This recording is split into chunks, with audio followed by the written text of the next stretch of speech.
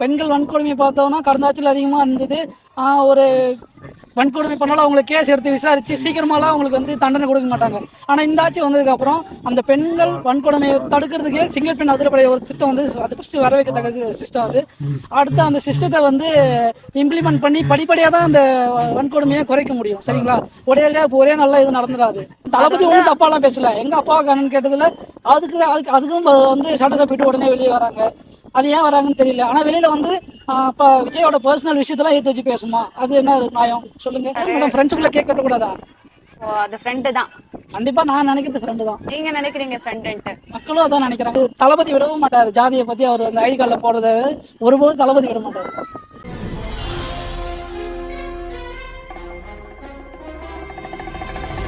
இப்போ டிவிக்கு விஜய் வந்து சிஎம்மா இருக்காரு. வந்து இப்போ 1.5 months ஆயிடுச்சு. எப்படி இருக்கு விஜயோட ஆட்சி? எப்படி இருக்கு? விஜயோட ஆட்சி பாத்தீங்கன்னா எல்லா மக்கள் சொல்றது வந்து நல்லாதான் இருக்கு. இப்போ வரைக்குமே நல்லா இருக்கு. ஓகேங்களா? இன்னமும் நல்லாதான் இருக்கும். ஏன்னா நான் வந்து இது வரைக்குமே வந்து 2024 தேர்தல், மக்களவை தேர்தல் இருந்தாலும் 21 தேர்தல் இருந்தாலும் நான் வந்து டிஎம்கேக்கு தான் ஓட் பண்ணேன். பட் ஆனால் இப்போ நான் வந்து சின்ன வயசுலேருந்தே விஜய் ரசிகர். விஜய் மக்கள் இயக்கத்தில் இருந்தேன். இப்போ வந்து விஜய் தமிழ் வெற்றி இடத்துல இருக்கிறாங்க. அது ஒரு மெம்பரா இருக்கேன். நான் இப்போ 26ல இருந்து தளபதியோட ஆட்சியில வந்து தளபதிக்கு ஓட் பண்ணி தளபதியை நாங்க இது சீட்ல சிஎம் சீட்ல உட்கார வச்சிருக்கோம். ஸோ இந்த ஆட்சி பார்த்தீங்கன்னா வந்து பெண்களுக்கு முக்கியத்துவம் ரொம்ப அதிகமா இருக்கு. அப்புறம் பார்த்தீங்கன்னா இந்த போதைப் பொருள் ஒழிப்பில் வந்து அவர் வந்து ரொம்ப கவனம் செலுத்துறது 2 தான். அதுக்கு தான் சிங்கப்பெண் சிறப்பு அதிரடிப்படையை கொண்டு வந்தார். பெண்களுக்கு போதைப் பொருளுக்கு அடுத்தடுத்து நடவடிக்கை எடுத்துகிட்டே இருக்காரு. அப்புறம் வந்து இதுக்கு முந்தைய ஆட்சியில் வந்து லஞ்சம் வாங்கினாங்க அவங்களாம் வந்து ஒழிப்புன்னு சட்டசபையில் சொல்லியிருக்காரு. இப்போ சட்டசபை லைவ் கொண்டு வந்ததில் எல்லா மக்களும் இப்போ சட்டசபை பார்க்க ஆரம்பிச்சிட்டாங்க. சட்டசபைனா என்னன்னு தெரியாமல் இருந்தாங்க. ஆனால் சட்டசபை எல்லா மக்களும் பார்க்க ஆரம்பிச்சிட்டாங்க. அது ஒரு நல்ல விஷயமா பார்க்குறேன் நான். அதுக்கப்புறம் விஜய் வந்ததுலேருந்து அரசியல்லாம் இப்படிதான் இருக்குமா, மக்களுக்கு நிறைய தெரிஞ்சு போச்சு. இப்படிதான் பண்ணியிருக்காங்க இது வரைக்கும். ஊழல், லஞ்சம், எதுக்கு எடுத்தாலும் காசு. ஒரு சர்டிஃபிகேட், சின்ன கம்யூனிட்டி சர்டிஃபிகேட் வாங்கினாலே சின்ன காசு கட்டாமல் வாங்கவே முடியாது. இவங்கள பாருங்க அவங்கள பாருங்க அலைய வைப்பாங்க. ஆனால் இப்போ அந்த சிஸ்டம் வந்து டோட்டலாக சேஞ்ச் ஆக போகுது. மாற்றிக்கிட்டே இருக்காங்க. மக்களுக்கு எப்படி ஈஸியாக போய் ரீச் ஆகுது. அது இல்லாமல் இந்த ரெவன்யூ டிபார்ட்மெண்ட்லாம் வந்து ரொம்ப சொல்லவே தேவை. இந்த பட்டா வாங்குறது, டாக்குமெண்ட்ல சேஞ்சஸ், நலங்க வாங்குறது, அதெல்லாம் வந்து ரொம்ப ஊழலாக இருந்தது. அதெல்லாம் வந்து நிறைய நீங்களே பார்த்துருப்பீங்க. நிறைய ரைடு போயிருக்கு. இப்போ ரீசெண்டாக கூட நிறைய வீட்டில் ரைடு போயிருக்கு. எல்லா டிபார்ட்மெண்ட்லையுமே ஊழல் நடந்திருக்கு இது வரைக்கும் போன ஆட்சியில். அது நம்ம மாற்றத்தக்க எல்லா மக்களும் அப்படி தான் சொல்கிறாங்க. ஸோ இப்போ விஜய் ஆட்சி வந்ததுக்கப்புறம் இது மாற்றம் வரும்னு நினைக்கிறேன். மாற்றம் வரும்னு சொல்லி தான் எல்லாரும் ஓட்டு போட்டுருக்கோங்க. ஸோ மாற்றம் வரும். நீங்க இது பெண்கள் பாதுகாப்பு எல்லாம் சொன்னீங்க இல்லைங்களா? இப்போ இந்த 1.5 months பாத்தீங்கன்னா வந்து நிறைய இன்சிடென்ட்லாம் நீங்க கேள்விப்பட்டிருப்பீங்கன்னு நினைக்கிறீங்க. நிறைய வன்கொடுமைகள்லாம் கேள்விப்பட்டிருப்பீங்க. அது எப்படி அதே மாதிரி தானே இருக்கு அந்த விஷயத்துல? புரியுது மேடம். ஆனா இது வந்து கடந்த ஆட்சியில வந்து அதிகமா இருந்தது மேடம். இப்போ பெண்கள் வன்கொடுமை பார்த்தோம்னா கடந்த ஆட்சியில் அதிகமாக இருந்தது.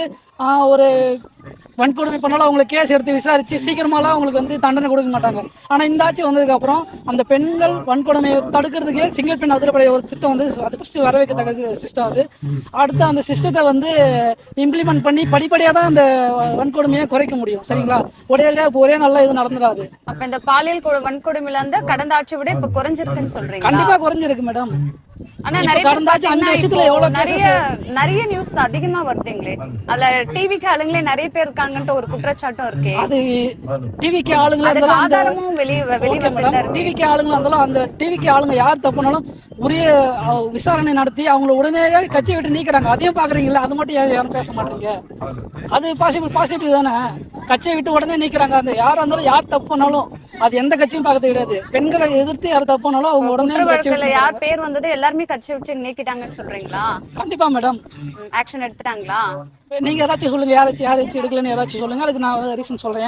அந்த கட்சிக்காரே ஒரு பெண்ணு வந்து சொந்த கட்சியிலே வேலை வாங்கி கூப்பிட்டு போய் இது பண்ணாங்களா? அந்த விஷயத்துல இன்னும் எதுவும் கிடைக்கலீங்களே டிவிகேல மேடம்.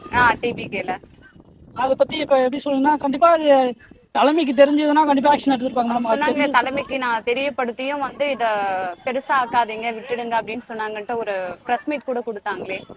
அப்படிலாம் இருந்திருக்க வாய்ப்பே இல்லை மேடம். ஏன்னா தளபதி வந்து அப்படி யாருமே பாரபட்சம் பார்க்க மாட்டார். அது இன்க்ளூடிங் பக்கத்தில் இருக்க அமைச்சர் யாராக இருந்தாலுமே சரி, யார் தப்பானாலுமே அது கண்டிப்பாக அவருக்கு ஏற்றுக்க மாட்டாங்க. ஏன்னா பதவி விழாவிலே அதுதான் சொன்னாருங்க. ஒரே ஒரு அப்போ அவங்க சென்டர் அந்த மட்டும். பெண்ணுக்கு நீதி கிடைச்சிச்சுன்னு சொல்றீங்களா? அப்படிலாம் அது இன்ன வரைக்கும் நான் அது கேள்விப்படல. என்ன விஷயம் தெரியல. நீங்க கேக்குறீங்க, அது நான் வந்து கண்டிப்பா இருந்தாலும் தளபதி அவர் பார்த்துருந்தாருன்னா கண்டிப்பா நடவடிக்கை எடுத்திருப்பாரு. அப்ப அவர் பார்வைக்கு போலன்னு சொல்றீங்களா? அப்படிதான் இருக்கலாம். எல்லா சேனல்ல பிரேக்கிங் நியூஸா போச்சு, அப்ப பாத்துருக்க மாட்டாரா? இல்லை, தெரியலையே மேடம். தெரியலீங்களா? சரி, ஓகே. இப்ப எப்படி நல்லா இருக்கு ஆட்சி சொல்றீங்க? கண்டிப்பா நல்லாதான் இருக்கு. சரி, கரண்ட் இஷ்யூலாம் இருக்கு, அதெல்லாம் உங்க ஏரியால கரண்ட் இல்லைங்களா? இஷ்யூஸ் அது எல்லா ஆட்சிலுமே கரண்ட் இஷ்யூஸ் இருந்துச்சு மேடம். போன ஆட்சியில் இல்லைலாம் சொல்லவே முடியாது. இந்த சம்மர் சீசன்ல எல்லா ஆட்சிலுமே இருந்தது கரண்ட் இஷ்யூஸ். அது இப்போ வந்து ஆட்சி கொண்டு வந்து இன்னும் மோசமா வந்து அதுக்கு ரீசன் சொல்லியிருந்தாங்க.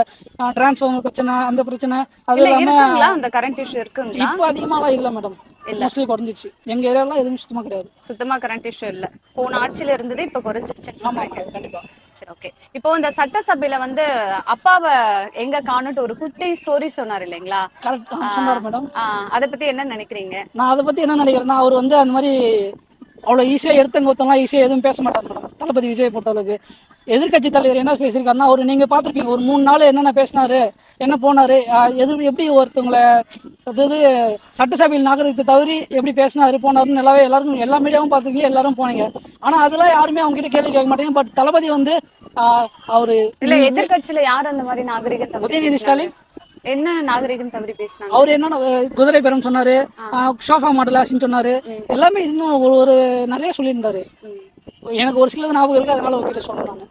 அதுக்கேற்ற தளபதி ஒன்றும் தப்பாலாம் பேசல. எங்க அப்பா காணுன்னு கேட்டதுல அதுக்கும் வந்து சட்டசபை விட்டு உடனே வெளியே வராங்க. அது ஏன் வராங்கன்னு தெரியல. ஆனா வெளியில வந்து அப்ப விஜயோட பர்சனல் விஷயத்தெல்லாம் ஏற்றி வச்சு பேசுமா, அது என்ன நியாயம் சொல்லுங்க? அப்பாவை காணும்னு கேட்டது வந்து தப்பு இல்ல, பர்சனல் இல்ல. விஜயோட அது பர்சனல் பேசுறது வந்து தப்புன்றீங்க. கண்டிப்பா தப்பு தான். நீ விஜய் நேரடியாக தான் கேட்கலாம் மேடம். ஏன் பர்சனலா வச்சு ஏற்றி வச்சு பேசணும்? எல்லாருக்கும் பர்சனல் இருக்குல்ல மேடம். அப்பாவை காணும்ன்றது அதுவும் ஒரு பர்சனல் அட்டாக் மாதிரி தெரியலீங்களா? அது எப்படி மேம் பர்சனல் அட்டாக்? சட்டசபைக்கு தான் மேம் கேட்கறாரு. அவர் சட்டசபையில இல்லாத ஒரு ஆளை பத்தி விமர்சிக்க கூடாதுன்ட்டு அவங்க தரப்பு கேக்குறாங்க இல்லையா? ஓகே, அந்த அப்பா யாருன்னா அது ஸ்டாலின் சார் தெரியும். ஸ்டாலின் சார் வந்து ஒரு கட்சி தலைவர். அவர் தோத்துறதுனால வந்து அவர் இழிவா பேசியிருக்காரு. ஆனா அது ஏன் பேசினாருன்னா, எதிர்கட்சி தலைவர் வந்து என்னென்ன பேசியிருக்காரோ அதுக்கு தக்க பதிலடி கொடுத்தாரா இல்லைன்னு தெரியல. ஆனா அவர் பேசுறது தப்பு கூட சொல்லலாங்க. நிறைய பேர் தப்புன்னு சொல்றாங்க.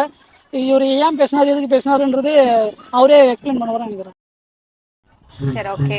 இப்ப பாத்தீங்கன்னா வந்து விஜய் த்ரிஷா அவங்களோட இது வந்து சர்ச்சையா போயிட்டு இருக்கு, விமர்சனத்துக்குள்ளாகுது இல்லைங்களா? அதை எப்படி பாக்குறீங்க நீங்க? நான் இதை எப்படி பாக்குறேன்னா வந்து விஜய் வந்து த்ரிஷாவுக்கும் விஜய்க்கும் என்ன நடக்குதுன்னு அவங்க 2 பேருக்குள்ள தான் தெரியும். ஏன்னா அவங்க ரொம்ப நெருங்கிய நண்பர்கள்.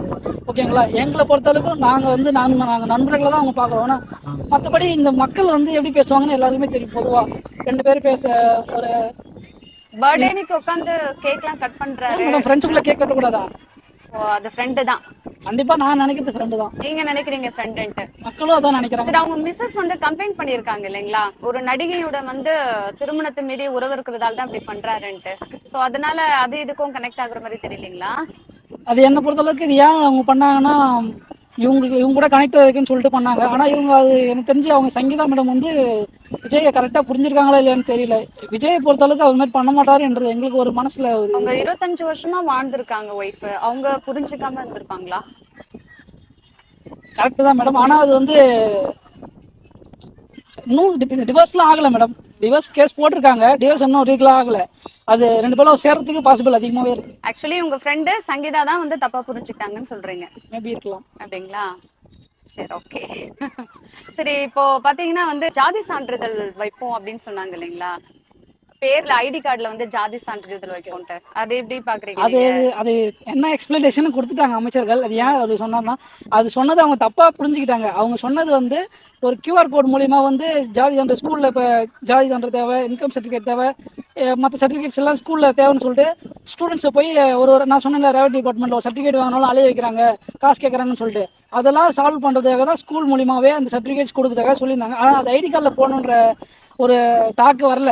அது வந்து கல்வித்துறை அமைச்சர் வந்து சொல்லிட்டாரு. அந்த இன்டர்வியூ பாத்தீங்களா, அவர் சொன்னாரு பிளட் குரூப், அட்ரஸ், நேம்லாம் வரும்போது காஸ்டும் வந்து அது எக்ஸ்பிளனேஷன் வீடியோ பாத்தீங்களா நீங்க? அடுத்தது கல்வித்துறை அமைச்சர் என்ன சொல்லியிருக்காருன்னா, அது ஒரு தவறுதலா பேசிட்டாரு, தவறுதலா புரிஞ்சுக்கிட்டாங்க. அது ஆனா ஒருபொழுதும் அந்த ஐடி கார்டில் வந்து ஜாதின்ற பேருக்கு வராது அப்படின்னு சொல்லியிருந்தா நீங்கள் அதை ஏன் அர்த்தம் சொல்ல மாட்டீங்க? எக்ஸ்பிளேஷன் கொடுத்துட்டாங்கன்ற. கண்டிப்பாக கொடுத்துட்டாங்க மேடம். அது தளபதி விடவும் மாட்டார். ஜாதியை பற்றி அவர் அந்த ஐடி கார்டில் போடுறத ஒருபோதும் தளபதி விட மாட்டார்.